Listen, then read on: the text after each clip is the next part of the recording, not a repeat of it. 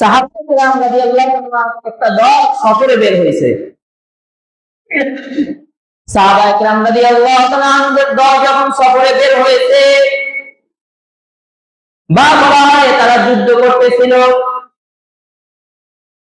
হঠাৎ এক সময় তাদের খাবার দাবার শেষ হয়ে গেছে। খাবার শেষ হওয়ার পরে পাশেই একটা খ্রিস্টান কলোনি ছিল।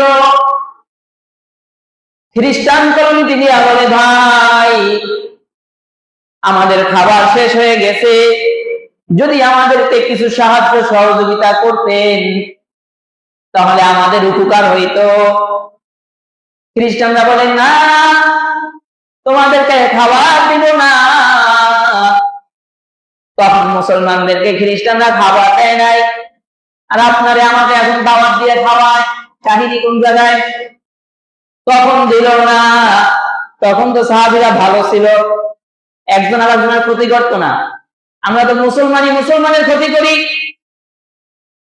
কেমনে ওর একটু ক্ষতি করা যায় এই চিন্তায় থাকি। অথচ সাহাবায়ে কেরামকে খ্রিস্টানরা খাবার দেয় নাই। সাহাবায়ে কেরাম তাওয়াক্কুল করে বসে রয়েছে, আর তাদের কাছে চায় নাই। এদিক দিয়া বলা হয় সাপ বা একটা বিচ্ছু খ্রিস্টানদের যিনি নেতা সরদার তাকে কামড় দিছে।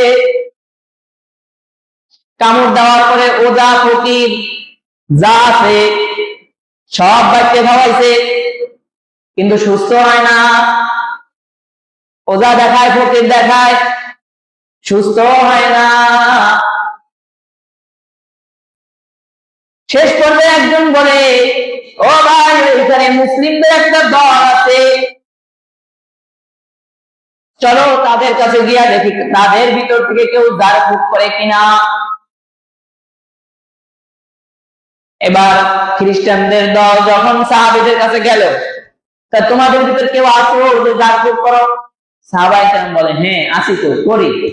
বলে আমাদের সরকার অসুস্থ হয়ে পড়ছে, সাপ কামড় দিছে, তাকে একটু ফু দিয়ে দাও। বলে না দিব না, খাবার চাইছিলাম দিছিলা, এবার ফুও দিব না, যাও। যদি ফু নিতে হয় তাহলে খাবার দিতে হবে, যদি ফু নিতে হয় খাবার দিতে হবে। বিভিন্ন সময় বিভিন্ন ওলামায়ে কেরাম ফু দিয়া টাকা নেয় না, এটা জায়েজ আছে, বৈধ এই হাদিসের দ্বারা।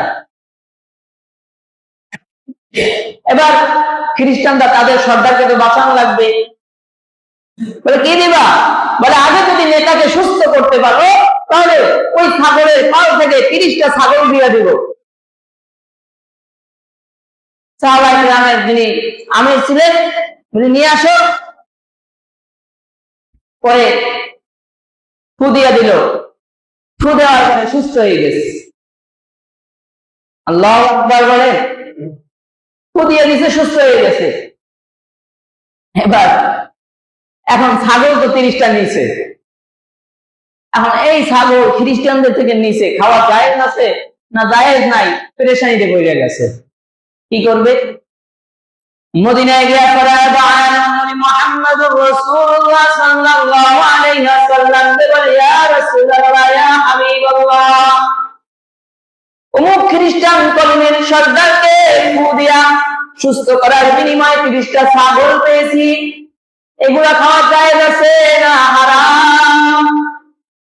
আপনি আমি হইলে বলতাম খবরদার, যারা আছো এরাই চুপচাপ খায় বাচ্চারা, এটা জানাইস না। অথচ তারা আল্লাহর রাসূলের কাছে গেছে। আল্লাহর রাসূল তখন নেতা, আমরা নেতার কাছে যাইতাম না। আরে বেটা পাইছো, আগে পকেটে ভর, আর তো নেতায় ভাগ নিবে। আল্লাহর রাসূলের কাছে গিয়ে জিজ্ঞাসা করে, হালাল না হারাম? সাল্লাল্লাহু মুহাম্মদুর রাসূলুল্লাহ বলে, সাহাবীরা রে, তোমরা নিজেরা ভাগ করে খাইও, আমার জন্য কিছু অংশ রাইখে দিও, তোমরাও খাইও আমারও দিও। এবার আল্লাহর রাসূল জিজ্ঞেস করে, সাহাবী কি বলে বুঝিছো যে সুস্থ হয়ে গেছে? বলে আল্লাহর রাসূল একদিন বলছিলেন সূরাতুল ফাতিহা এটা সর্বরোগের ঔষধ,